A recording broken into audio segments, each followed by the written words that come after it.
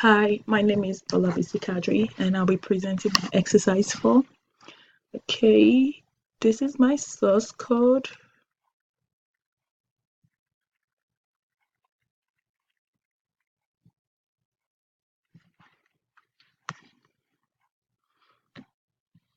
This is my design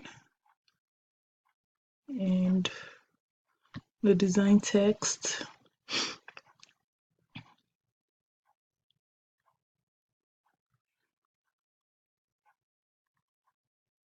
Okay, this is my design text also. Okay, this is the strings.xml.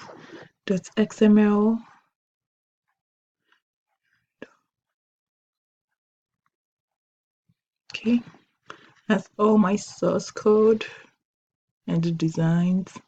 So, and this is the program working.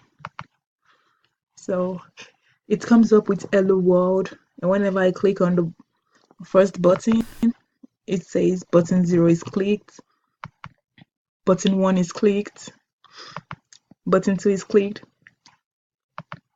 button 3 is clicked, button 4 is clicked, and button 5 is clicked. So that is what we did in class.